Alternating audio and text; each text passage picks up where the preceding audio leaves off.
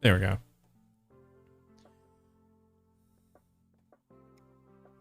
I'll figure out how to do this at some point. Let me retry this for YouTube, shall we?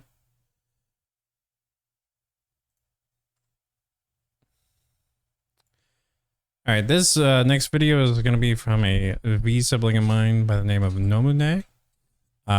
He did a short video titled 3D Pokemon was a mistake. Yeah, I kind of want to have a small discussion about this because I think it's an interesting topic. Childhood. What was your first look back at your childhood? What was your first Pokemon game? Was it Fire Red, Emerald? It was my first Pokemon game was Yellow. Black and White? Or was it X and Y and beyond? Mine was Diamond. And back then, life was pretty simple. It was pretty good. That's a good Go game to school, play with my friends, do my homework, open my DS, play Pokemon, rinse and repeat. You know, back then I had daydreams of owning my own Turtwig or befriending a Jolteon. Yeah, I remember those days. I mean, it was what was it? It was probably a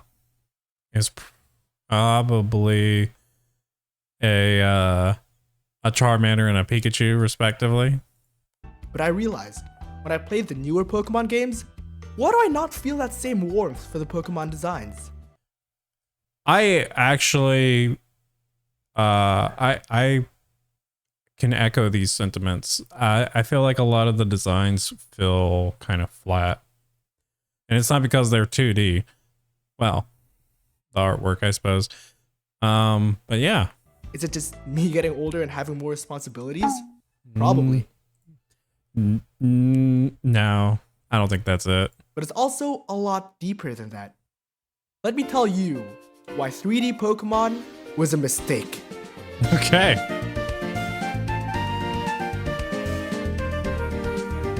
But first off, let me tell you about the background of this change in the first place. Put yourself in the shoes of a child who is yet to play a single Pokemon game. What would you see first? Personally, if I was that child, I would take a look at the Pokemon's design first and foremost. Is it cute? Is it scary? Is it dangerous looking? Is it bad? Luxray is the best. Nah, when I was a kid, it was always the designs that drew me to certain Pokemon. So whichever one I felt was the coolest was the one that I wanted to have. And hey, what's up, Loki? So yeah, I often did comb through the quote unquote Pokedex to see all of them and try to figure out some sort of team comp with them. Badass? Design is a very important aspect to anything, especially video games. And Pokemon is no exception. So get this. The year was 2010. Game Freak just launched a highly successful mainline Pokemon game that gained mass popularity, netting them a ton of profits. That game was Pokemon Black and White. Yeah, Black and White was probably the best Pokemon games. By far.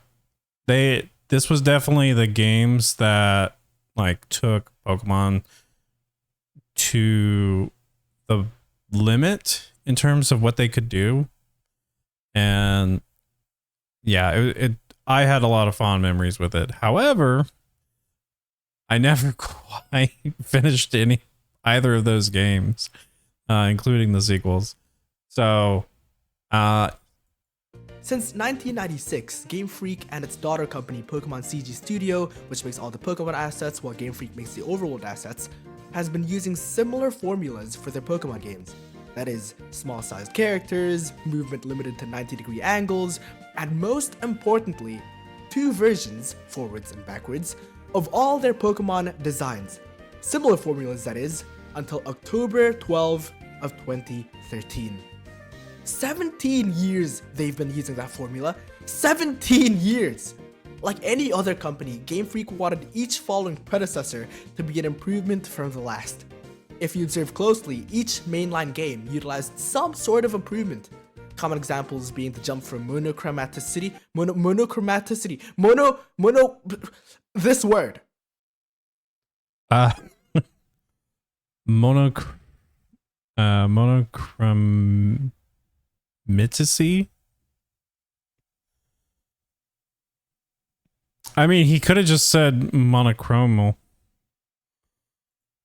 The colors, or the example that I'll be using for the rest of this video, animated sprites introduced in Gen 5. So when Pokemon planned to release their 6th mainline game, they already went 5 generations with 2D sprites. That's a whopping 649 Pokemon, by the way. And like any other sane company, like I mentioned before, Game Freak also wanted to see improvements. But here comes the kicker. What happens when you have fully innovated one aspect of a game? I mean, what choice does Game Freak have once it is fully committed to the animated sprites in Gen 5? Like, what could be next? Well...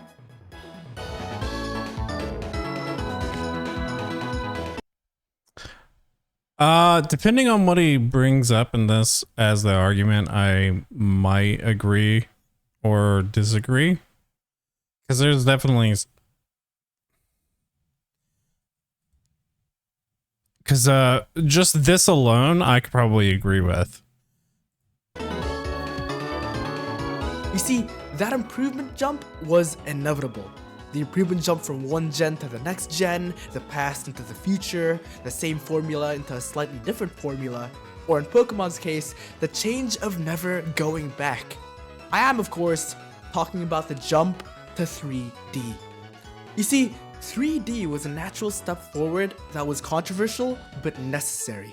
If they didn't step upon these forbidden grounds, they would literally not evolve as a company. They'd be stuck at a stage that they cannot. I kind of disagree. I think they actually could have stuck with an aspect of 2D. Like take this scene, just an example. Like if we go back to this, right?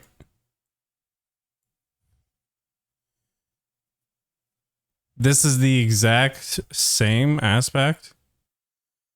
Nothing has changed. Like you could still have, like you can make the jump to 3D, but you can also apply 2D textures that makes it look like it's still just a 2D JPEG, and have like little bits of animation. And they could have totally have done that, and I think nobody would have complained. The improvement jump was inevitable. The improvement jump from one gen to the next gen, the past into the future, the same formula into a slightly different formula, or in Pokemon's case, the change of never going back. I am, of course, talking about the jump to 3D. You see, 3D was a natural step forward that was controversial but necessary. If they didn't step upon these forbidden grounds, they would literally not evolve as a company. They'd be stuck at a stage that they cannot improve. Now, if I was the owner of a company and I just invested a truckload of money into the animations of 721 Pokemon at the time, you can bet that I'd want to reuse that into my future games. They future-proofed it, if you will. And then that is true. They did future-proof it, but they didn't. How do I put this?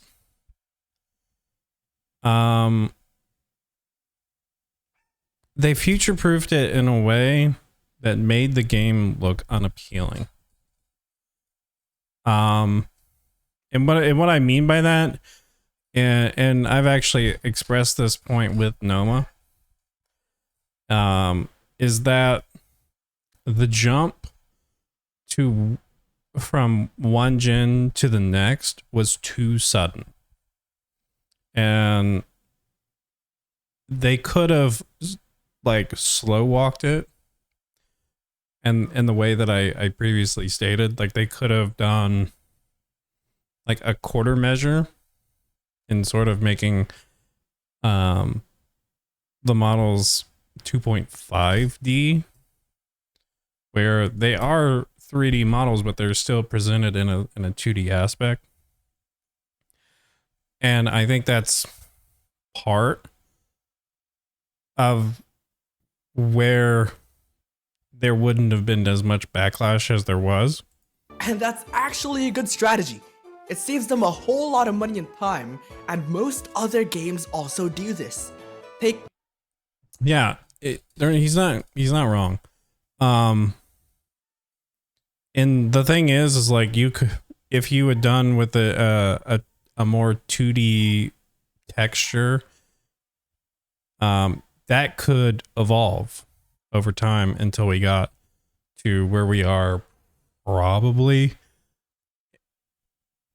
like if we went in that trajectory from the 2.5 to where Scarlet and Violet is now, it would definitely have felt much more of a natural evolution in terms of models and animations. In fact, I dare say that the animations probably would have been better if they had done it that way. Breath of the Wild and Tears of the Kingdom, for example, or Final Fantasy VII Remake and its sequel, which I'm so hyped up to play, by the way. I mean, if I had to remake... Yeah. Oh, just this like scene, and not to derail into Final Fantasy, but like just watching that trailer and remembering what Final Fantasy VII used to look like, this is an amazing level of innovation and evolution in gaming. Remake and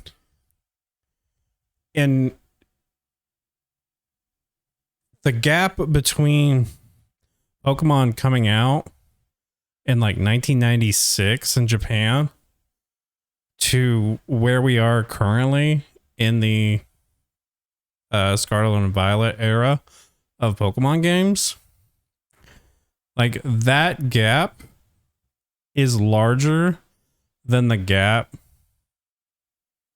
between I feel between Final Fantasy VII and the original Final Fantasy VII and the remake. I could be wrong. Let me look this up before I end up actually. Final Fantasy. Can I spell? I just type in Final Fantasy VII. 97. That's right. It was a year after. Because that's right. Every game came out in 97. Just about. So not by much. But Final Fantasy is actually older in retrospect now that I think about it. So it's probably a poorer. But like from when Final Fantasy VII originally came out and then to when we first got the trailers for the remake, that's a much less like expansive time. And its sequel, which I'm so hyped up to play, by the way. I mean, if I had to remake every single Pokemon from scratch for every new mainline game, that would just be burning away all my time and money, and that is not good. But you see, that creates a dilemma. If they don't turn to 3D, Gen 5 already had the max amount of innovation they could put into sprites, movement, so they'd really have nowhere else to innovate to. But if they do innovate the 3D, that'll just waste a lot of time, money, and effort if they don't reuse the assets. And reuse the assets they did. But that's not necessarily a bad thing. Well, like I said before, many other companies also do this. Doing so will allow Game Freak to focus on other areas of the games that they make, like story improvement, concept creation, overworld asset upgrades, and so on and so forth. But the thing is, no matter the reason why they do that, fans are also customers. And customers, they want to see better quality games over time. I mean, there's obviously a steady improvement with the game so far, but some assets, such as Gyarados or My guy, did you say Gyarados? All right, I'm gonna let that slide. This is actually something that I want to talk about here. Game Freak is notoriously bad at programming. Now, you could say that they reuse the same models, and you would be correct. But the fact of the matter is they have an entry for every Pokemon and every state of the game. Now, if you know anything about Pokemon ROM hacking, there are millions of lilies that are in the game. Do you know why there are millions of lilies? And I mean Sun and Moon. Because they don't know how to animate models freeform. So there is a model for Lily with every type of emote that you see in the overworld cutscenes, as well as clenched fists or open hand, along with those, because they don't know how to animate models. And that being said, there is a Dynamax version of every single Pokemon in the Sword and Shield games, because they don't know how to write a program that scales the model up. And that's all I want to say on that. They just don't know. They don't know what they're doing. Pikachu have been literally the same since 2013. And mind you, it's been 10 years since then. You see the problem here? Because of that, you can't help but look at the good old simple days of 2D sprites. Heck, a Twitter user by the name of PKM Harmonia actually made art of Paldean Pokemon as 2D sprites. Look. Yo, that's actually really sick. Harmonia? I'm gonna have to take a look at this. I really like them. It captures their personality well. And we'll get back to that later. Point is, even fans can make creative additions at this level. Imagine if, a professional studio would do the same, be it via 2D or even 3D. I mean, they have a lot of people to brainstorm with, right? You see, from all the improvements that Game Freak made, it's missing one crucial aspect. How the Pokemon moves, the immersion with the player, their charm, and so on and so forth. That's exactly what they're missing. To put it into one word, they're missing personality. I agree with this. I don't know what points he's gonna bring up, but I wholeheartedly agree with this. One thing that 3D Pokemon have over 2D Pokemon is that you can see them in their natural habitats, quote unquote. For me, it really adds to the immersion. I mean, look at Legends Arceus. The way they blended the Pokemon to the environment is absolutely genius. But that's not always the case. Look at Scarlet and Violet, or Sword and Shield, or the Gen 4 remakes. I don't know, to me, they don't really seem to fit with the gameplay and overall themes of the game. So, what happens if you take away the environment? You get these. Oh.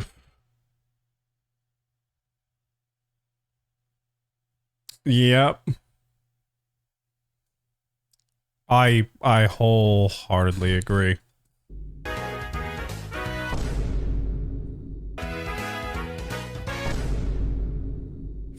So, after looking at that, what do you think was missing? To me, a lot of things needed to be added, but to summarize the countless points, I'll tell you what it was. Personality. That includes the poses, the colors, the shading, and all the shebang. You know, some Pokemon barely move at all in their 3D sprites, which I totally understand. Making 3D animations for countless Pokemon must be extremely expensive, but come on! Take a look at this beast of a Pokemon that is Typhlosion.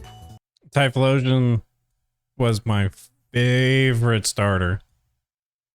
And he might still be. Who got massacred into this, I don't know, sad looking, overgrown hamster. Yeah, I agree.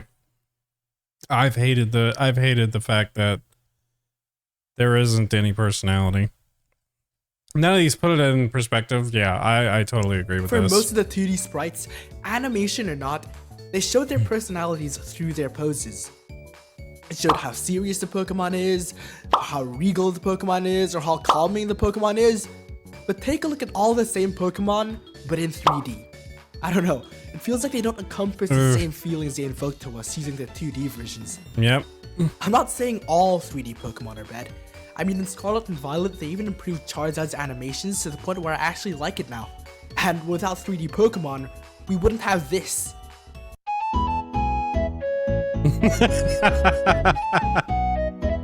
Ain't nothing gonna break my stride. But enough about that. The point still stands. Most 3D models don't have that same personality that 2D sprites have. Let's take one example from Hippowdon. Let's take a look at this bad boy over here. Alright, we went from this menacing, scary, killing machine. Dude, like, you can actually see the sand, like, moving. That's so sick. This bored-looking, oversized fat cat. So Noma, tell me, what is this 3D design missing? Well, dear viewer, you couldn't have asked a better question. It's missing the 3 key components for a good Pokemon design. Ambience, pose, and shading.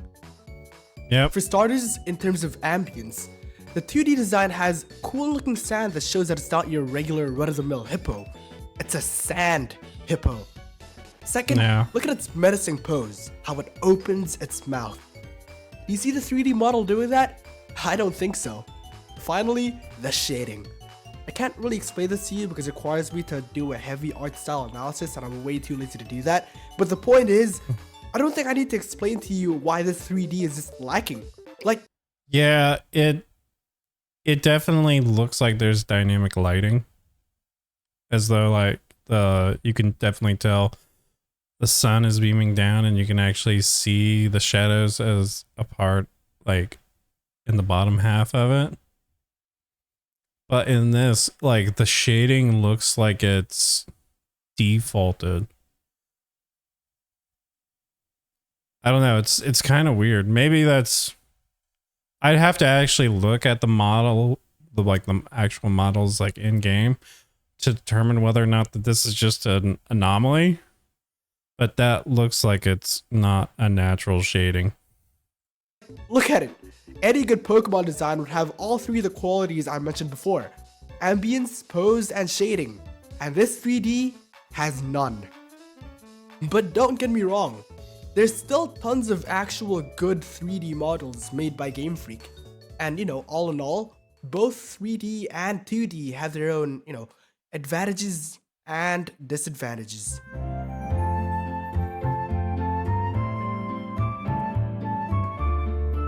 Overall, despite people's complaints, Pokemon's jump from 2D to 3D is actually a necessary one. That's because they've been striving for improvement since when the first game came out in 1996.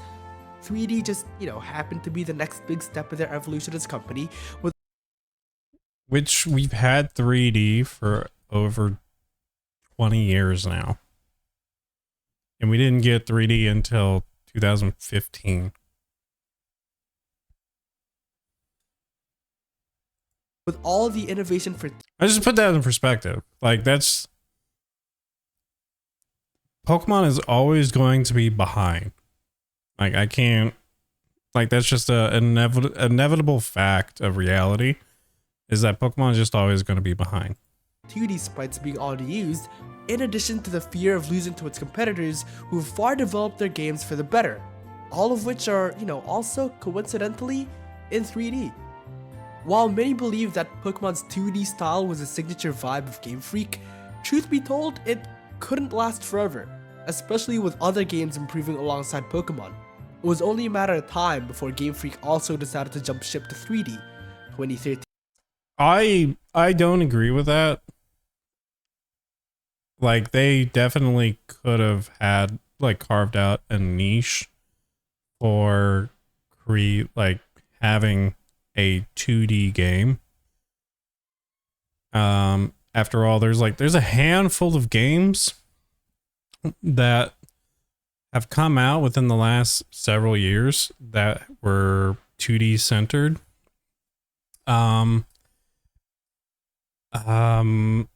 Octopath Traveler, Setsuna, there are games that came out, and there are pixel artists that would give their arms to make a 2D Pokemon, like a pixel art for a Pokemon game. I just don't buy that they had to go in 3D. And if they had to go in 3D, they could have done it in a much more appropriate manner. And that's just me. Just, happened to be the year for that with Pokemon X and Y. While it is a high-risk maneuver to reuse the same assets for like 10 years and not change them, actually no, it's more than 10 years now. But as a company, reinvesting into a truckload of assets cannot be cheap. With all the artistry, coloring, and coding involved, it is really. And this is just my take on this. From where Black and White's sprite animation was, I wouldn't care if they never redid those sprites again. Like I said, this is the pinnacle of pixel art in a Pokemon game. There is no reason to change any of these models like ever again. Maybe like every like couple of years, maybe touch up a couple of them, especially when they're using that limiting the Pokedex. There is no reason to change any of these. Really hard to do. So really, to an extent, Game Freak was really at an impasse here because it also had to focus on other improvements from different aspects. Although Game Freak could have benefited from putting more love and care into their Pokemon's animations and models, 3D also presented a new set of benefits and advantages, namely the easier integration into the environment and world building of the games that they're involved in. At the end of the day though, as outsiders, we could not have known exactly what Game Freak was really thinking or what their actual plans were when they jumped to 3D. We don't know about their, financial situation, their organizational structure. So I know a little bit about that, and that Nintendo lied about the specs of the 3DS when it came out. The specs of the 3DS that were given to Game Freak were higher than the specs actually were. So they actually had to pivot a little bit. X and Y actually was not Game Freak's fault. And that's just me. It's still a terrible game, but like it actually wasn't like Nintendo. It was actually Nintendo's fault. And the rest of the shebang. You can only speculate as fans and customers. All in all though, both 3D and 2D models have their own advantages and disadvantages, depending on the circumstances involved. Hello, I'm Noma. I stream on YouTube. Please come check me out. I made this video while I'm sick, and I...